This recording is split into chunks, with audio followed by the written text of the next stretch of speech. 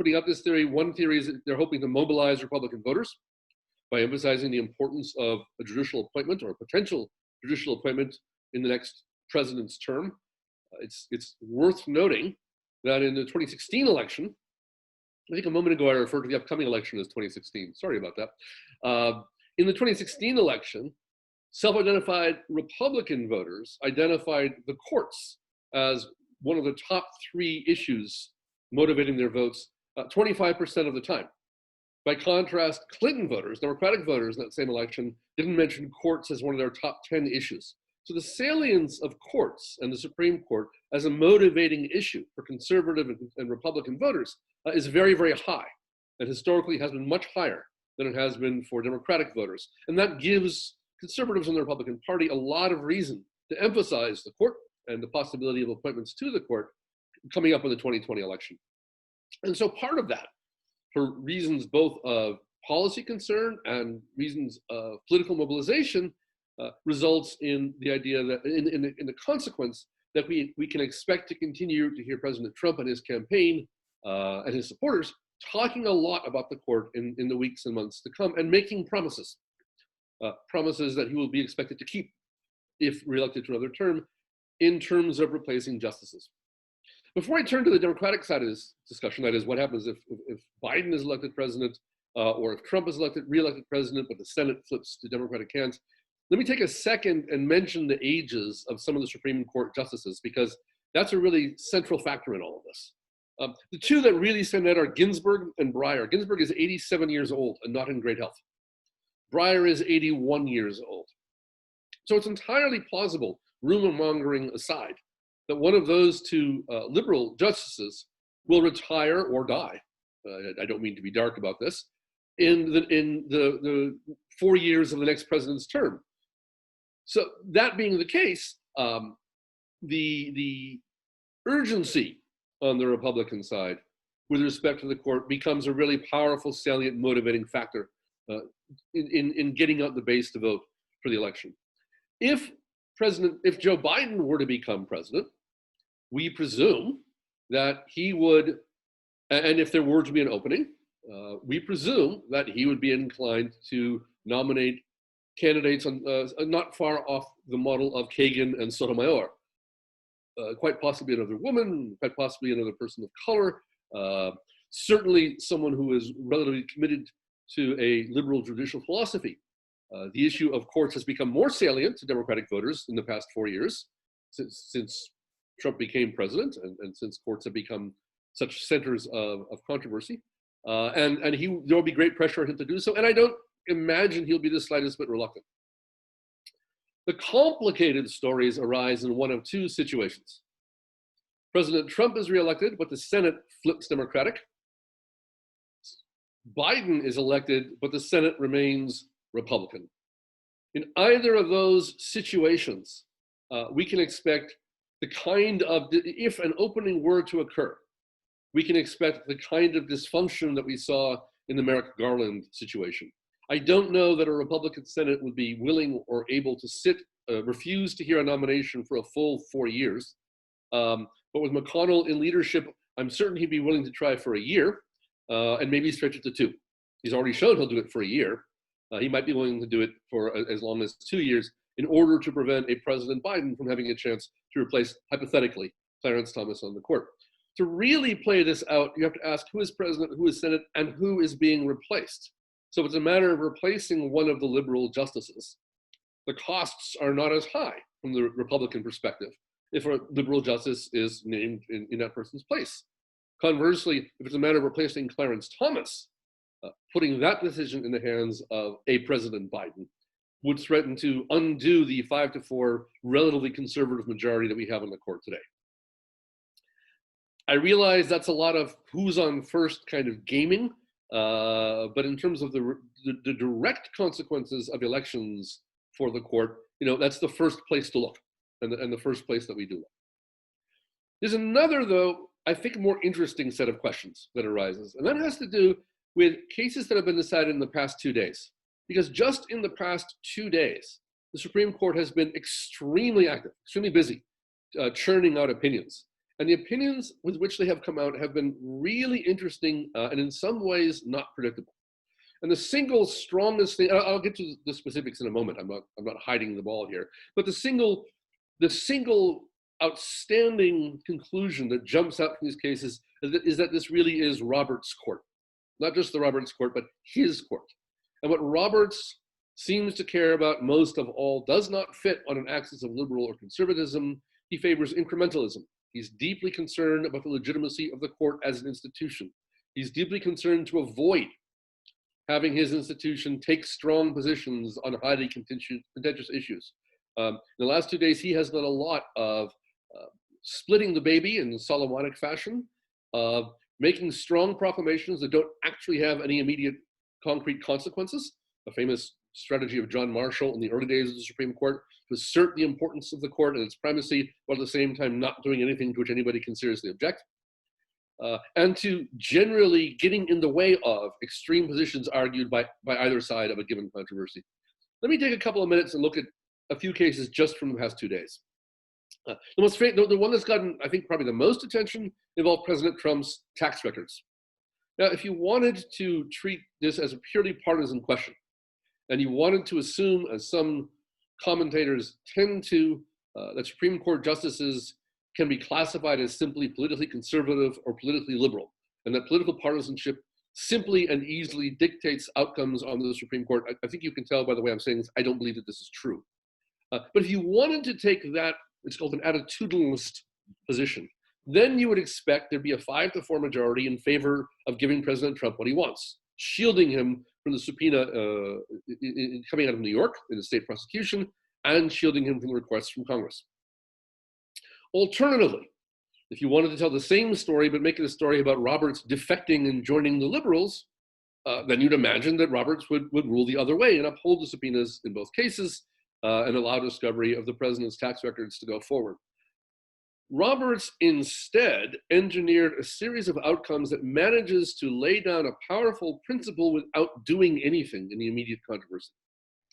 That is, on the one hand, he rejected the Trump attorney's argument that a president is completely and absolutely immune from a criminal subpoena in a state prosecution. On behalf of the majority, he declared that is simply wrong. No one is above the law. But he then said, this case has to go back to the district court so that other arguments can be considered. And the district court has to give credence to the special circumstances surrounding the office of the president and the inconveniences that might be encountered if discovery in a criminal case were allowed to go forward too vigorously. In other words, Trump's tax records are not coming out anytime soon. Roberts has declared and engineered a declaration, a strong declaration of principle that a president is not above the law with respect to state criminal prosecutions, while at the same time ensuring that working out this case will take until well after the election in November. And there's no significant possibility of this being worked out before then. On the other case involving the tax records, the Congressional subpoena case, Roberts was confronted by two extreme claims. Congress argued that they have an absolute authority to seek any documents or records they want as part of their oversight role with respect to the executive. The Trump administration argued that Congress can never require a president to produce records of this kind. The court under Roberts' leadership, and Roberts wrote this opinion, rejected both of those arguments and said that as a matter of separation of powers, it's a complicated question. There has to be a specific justification. They didn't lay out a detailed standard, but there's a reference back to a case called United States versus Nixon. Gorsuch wrote about this in a concurring opinion, but it's consistent with the tenor of the whole argument, which is that Congress has to make a case for why it needs these particular records. And a court must examine that claim by Congress with a critical eye. So going forward, we have two broad general principles. One, Congress's requests for documents in the interests of separation of powers must be reviewed skeptically by courts, but may be allowed in an appropriate case. Two, presidents are not immune from subpoenas for records in state criminal prosecutions, but the outcome of all of this is nothing happens for at least a period of months. And that's just a perfect example of how Roberts is shaping this court in a way that is neither specifically conservative nor liberal, but rather, we might say, cautious. There are a couple of obvious exceptions to that, but which I'll get to right now, in fact. One obvious exception to that has to do with the religion cases, cases involving freedom of religion. Roberts has joined with the other conservatives on the court to push free religion claims in ways that have undercut very long-standing Establishment Clause principles. So just in the past 2 weeks, we've had rulings that say not only that states may give funding to religious private schools, but that they must do so if they give funding to secular private schools, which is a radical departure from 60 years of Establishment Clause jurisprudence. We also had a case called Our Lady of Guadalupe, I'm looking at my notes, I must confess, versus Morrissey Baru. And this is a deeply strange case, made even stranger by the fact that it was decided 7-2.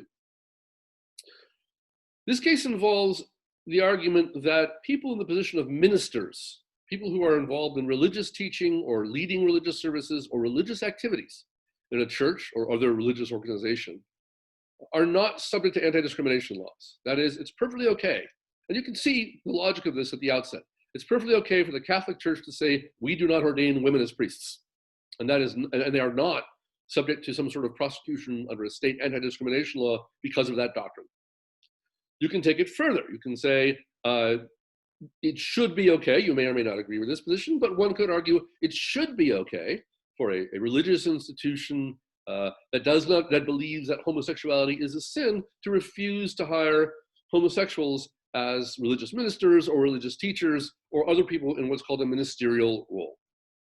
All of that would be relatively uncontroversial, although obviously if I extended the same proposition to race, for example, you might have a different view, or some people would draw a line and say, no, that's a different case. It's worth remembering in this context, in the 1950s and 1960s, the single most important driving concern of what was then the religious right was private religious schools' arguments against school desegregation. So that's a long-standing issue. Regardless of what you think of all of the things I've just said, none of them apply anymore. They were blown up this last week. And they were blown up in an opinion that says two things, written by Alito. Number one, this ministerial position I'm describing, the ministerial exception to the application of anti-discrimination law, applies to anyone that a religious employer says is ministerial. And courts will not question that statement. Lest you think I'm exaggerating, a group called the Alliance for Freedom has put out a pamphlet urging religious schools, hospitals, and other institutions to identify receptionists and office workers as ministerial, on the theory that they may answer questions about religious doctrine when answering the phone. And therefore, by this theory, anti-discrimination law should not apply to the employment of receptionists and office workers, or coaches, let alone teachers, in religious schools and other institutions.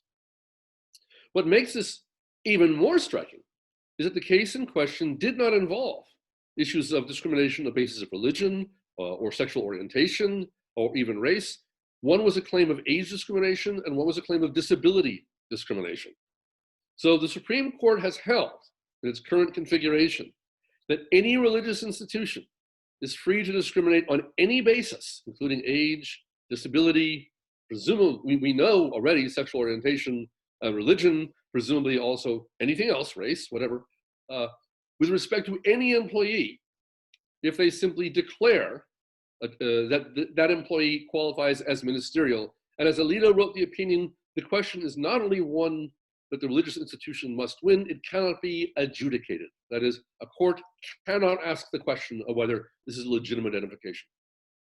The reason I'm harping on these two cases, the school funding case and the religious discrimination case, is that, as I mentioned, these were radical cases, and if Biden were to become president, and he were to have an opportunity to replace one of the conservative justices in the 5-member conservative bloc, that's an area where we would see some really, I think, dramatic reversals, a dramatic backing away of those most recent decisions, which are themselves very radical breaks from what existing precedent had been. There's one other case that was decided just this morning or yesterday, I think it's this morning, but either today or yesterday, that has not gotten very much attention, but is in fact truly remarkable. The Supreme Court has held that eastern Oklahoma, including most of the city of Tulsa, is Indian reservation land. And therefore, state authorities may not prosecute a Native American, an American Indian, for any crime committed on those territories. And again, that includes most of the city of Tulsa. The reasoning is very straightforward. There was a treaty by which Congress ceded that land to the Creek tribe indefinitely. The treaty has never been changed, therefore it's still in force. There's a federal law that says in treaty lands or reservation lands, federal criminal prosecutions may be brought against Native Americans, but state prosecutions may not. And therefore, state prosecutions now may not be brought against American Indian defendants in eastern Oklahoma, including most of the city of Tulsa. Forgive me for laughing a little. Obviously, it's not funny. It's very serious. It's just so remarkably dramatic. The opinion was written by Gorsuch, which was a little bit surprising, except that he comes from the West, from the 10th Circuit. I have to think that there's going to be considerable pushback on that one. And then in general, looking forward, if Trump is reelected, we can be, I think, relatively, and if there is an opportunity to replace one of the justices who was part of that opinion, I think that's another one we're likely to see revisited. So the context of this discussion in just the last 2 days or the last week, to be a little bit more generous, is a whole series of extraordinary, unexpected decisions by the Supreme Court that might have come out very differently and might yet come out very differently, depending on who the next president is and whether they get to make a replacement among the current personnel of the court. I guess the last general point that I would make has to do with going back to the question of, or just this famous statement, elections have consequences, and of course that's true. And certainly one of the consequences of the Trump presidency in combination with Republican control of the US Senate has been the filling of numerous positions in the federal bench with conservative judges. And I don't mean merely that they are constitutionally or legally conservative. I mean that in many cases, these are judges who would previously have been thought to be wildly unqualified and unsuited to the task, and who by all appearances have been appointed solely because of their reliable conservative politics. I realize that's a strong accusation. We can talk more about it during question and answer if people want to hear why I'm saying this, but it has been a pattern that has been widely reported and much remarked upon by the press, by the American Bar Association, and so on. Those federal courts take their leadership, of course, from the Supreme Court. And they do so not only in terms of rulings that the Supreme Court might make on one issue or another, like say the ruling on the recent Louisiana abortion law, for example, which is a good example of Roberts trying to keep the institution on an even keel, while at the same time drawing a map for how to proceed in a future case. So the federal courts take their direction from the Supreme Court in the decisions that that court makes on specific cases, but also more generally on the cases the Supreme Court chooses to hear, the agenda question. And the more the Supreme Court is willing to decline to hear cases, such as Second Amendment cases, as it did this term, the more those questions are left to the lower federal courts, the circuit courts and the district courts.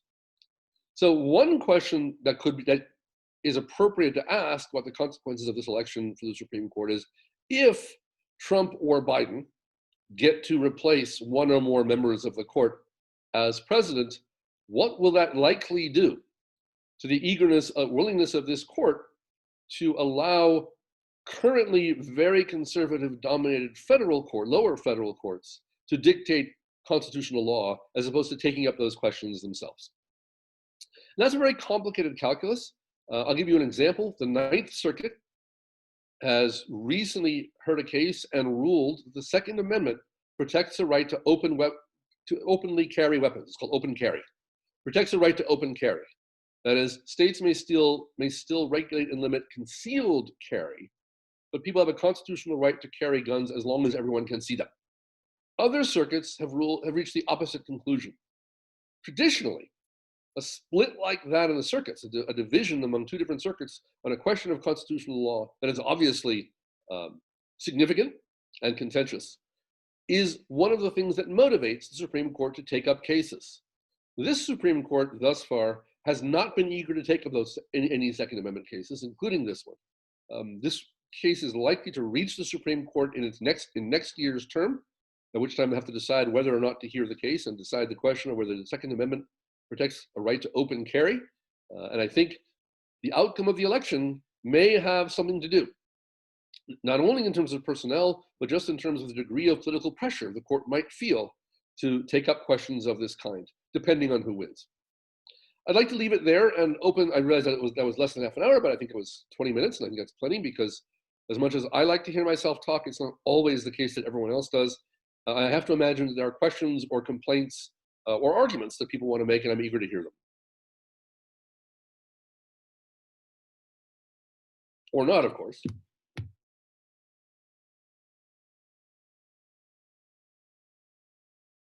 I'm seeing the narrator is typing, please type questions into the chat box. If you click on the chat button at the bottom of your screen, you can type whatever you like. Well, I tell you what, in the absence of questions, let me ramble on a little bit more. And I'd like to come back to something I mentioned earlier that I elided very quickly, which is, what do I mean when I say I think it's not helpful to speak of Supreme Court justices as conservatives and liberals? I do not mean that there aren't ideological differences on the court. There certainly are. But what defines conservative and liberal in that context doesn't really map neatly onto partisan political definitions, of conservative and liberal.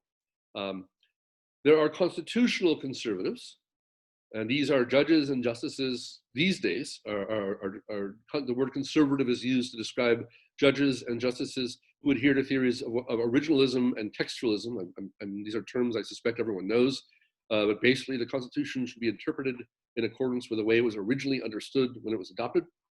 And when statutes are being interpreted, they should be read strictly according to their words.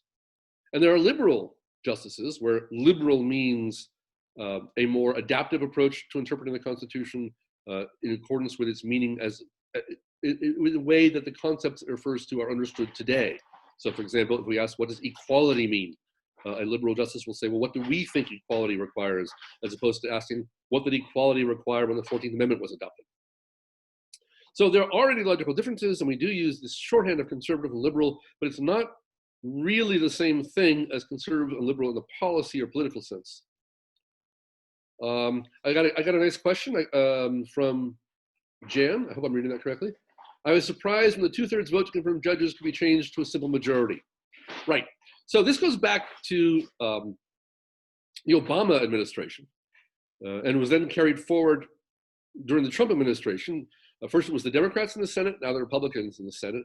And it can be thought of as an object lesson, in that any change in rules that's made in these issues, be careful what you do, because the other side might be in control later.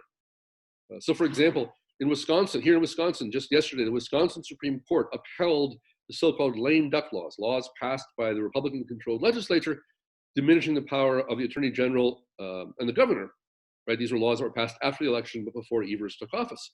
And the state Supreme Court just upheld those laws, and everyone is viewing this as a victory for Ross and Fitzgerald, and a defeat for Evers, except that, of course, in the future, there may yet be a Democratic legislature and a Republican governor and a Republican Attorney General, and the very same provisions will be used at that time to hobble the ability of a Republican administration to do things that it wants. So by the same token, during the Obama administration, there's been a long, slow rise in the use of the filibuster to prevent presidents from appointing judges. It was almost unheard of through the Clinton administration. It was used somewhat by Democrats during the George W. Bush administration. It was used a lot by Democrats it was used somewhat by Democrats during the George W. Bush administration. It was used substantially by Republicans during the Obama administration, really to unheard of levels. And at the beginning of the Trump administration, it looked as though Democrats were going to raise the bar still further and use it even more. It's a very obvious tit-for-tat kind of pattern.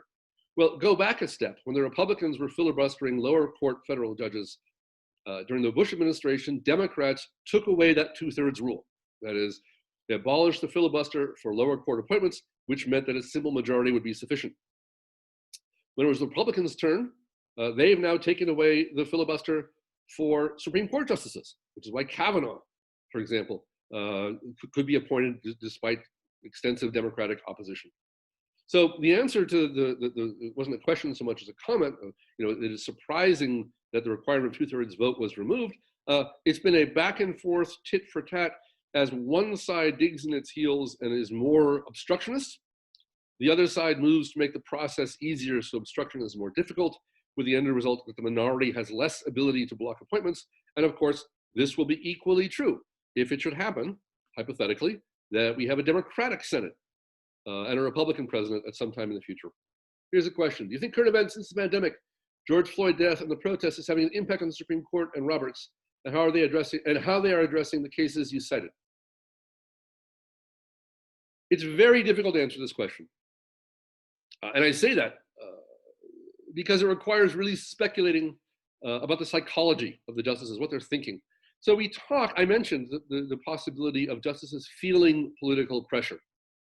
In one sense, that's not really a thing. They have lifetime tenure. It's wildly unlikely that any Supreme Court justice will be impeached, although I never thought I'd see a president impeached, let alone two of them.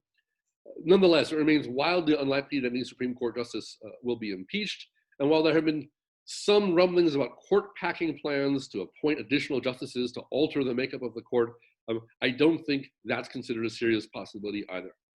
On the other hand, as I mentioned, Roberts is deeply concerned with the legitimacy of the court. And in general, justices are concerned that the people should take them seriously, take what they do seriously, and have some faith in the judgments that they are exercising. And so the extraordinary political climate in which there is this long overdue reckoning with rampant racism among police forces, as well as other related issues. We might mention the Me Too movement as well, which grew directly out of public response to the character of President Trump as he displayed it during the campaign and then events that followed. And COVID-19. All of these have created situations of extraordinary stress and extraordinary challenge, and the justices are not immune to feeling that stress. I think, as I mentioned, Roberts' response is to try as much as possible to prevent the court from being involved directly in such politically hot questions. And I think that pattern will continue. I realize that's not a strong effect to be describing, but unless I do not see the Supreme Court having a direct role in questions arising out of these crises, although that could certainly happen. So, for example, there may yet be constitutional challenges to shutdown orders and other steps taken in response to the COVID virus that may reach the Supreme Court.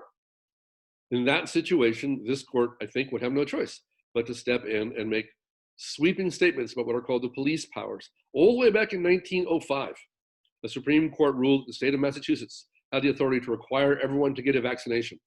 The general traditional rule is that states and local authority have very, very broad powers to quarantine people and goods, to issue various kinds of orders, shutdown orders, what have you, mask wearing orders, as exercise of what are called of these police powers. In Wisconsin, there was a controversy because the governor's order lasted beyond the 60-day period provided by the statute. And then he delegated certain authorities to an administration official. And so that question under the Wisconsin Constitution was given some treatment. As a challenge under the US Constitution, I have to think this court would be fairly quick to reassert the traditional understanding of state police powers and uphold the ability of state and local governments to take such measures as they deem necessary in response to the pandemic. The kinds of questions that might rise out of the Black Lives Matter movement, on the one hand, are very specific. There's been a lot of call for the Supreme Court to revisit what's called the doctrine of qualified immunity, under which it is very, very difficult, indeed almost impossible, to sue police officers for violating people's constitutional rights. The court had 2 opportunities to do that this year and ducked both of them, declined to readdress that rule, even though Sotomayor and Clarence Thomas, which is an interesting combination, have both spoken very publicly and vigorously about their desire to see this rule revisited.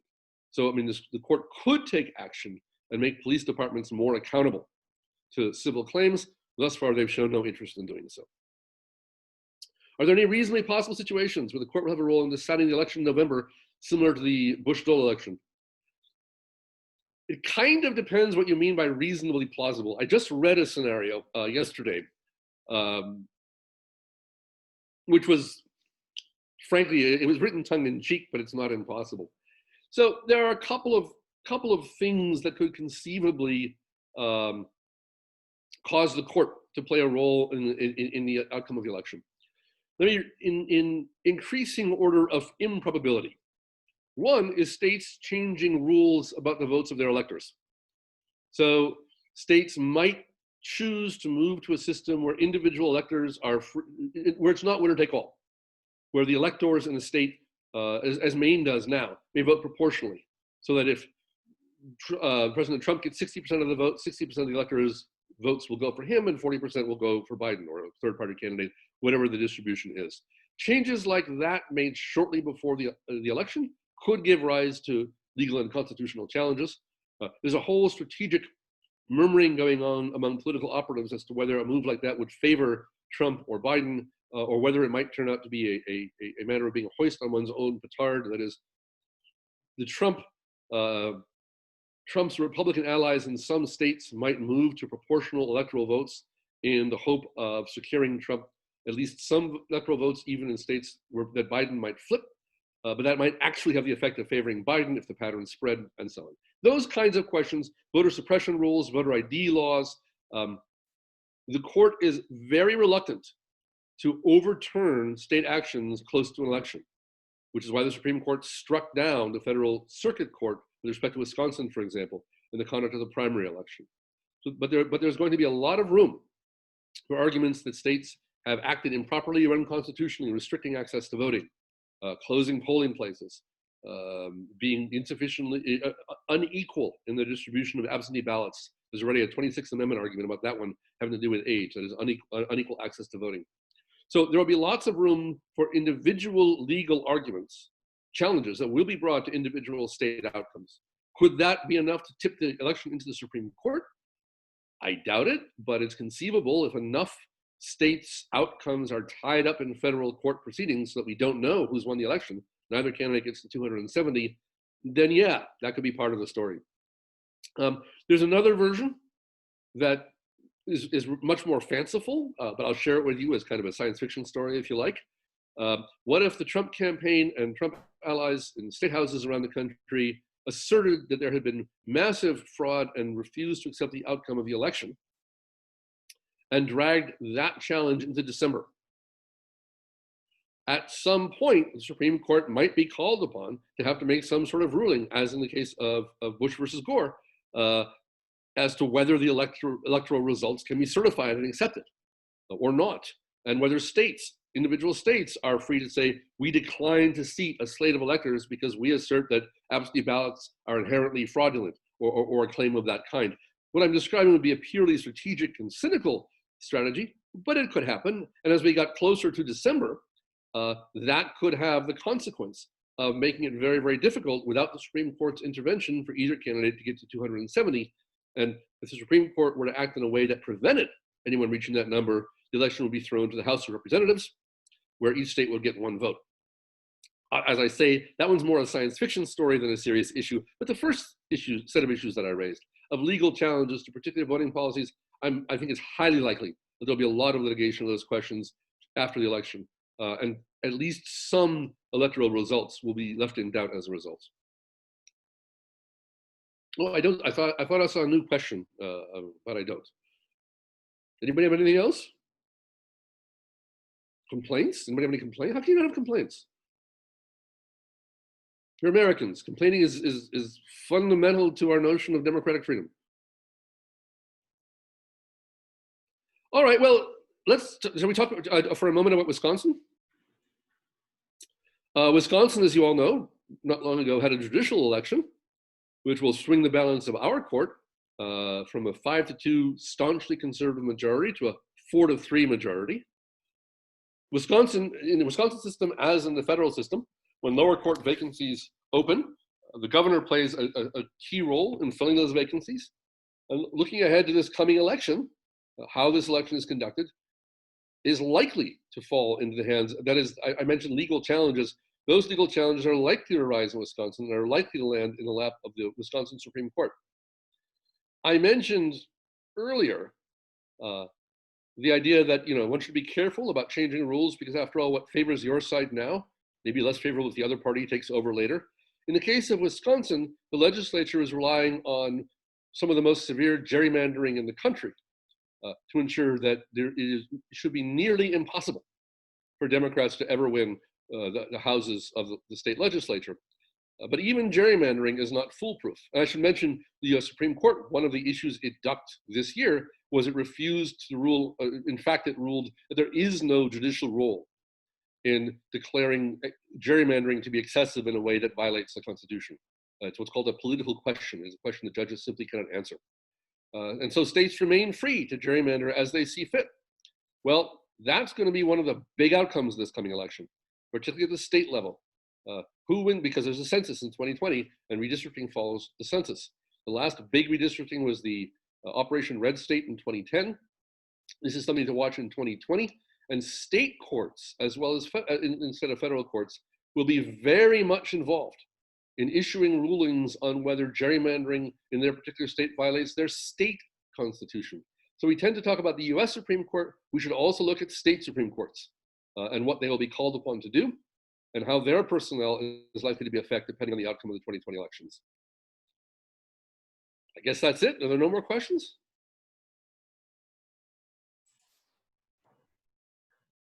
Okay. Okay.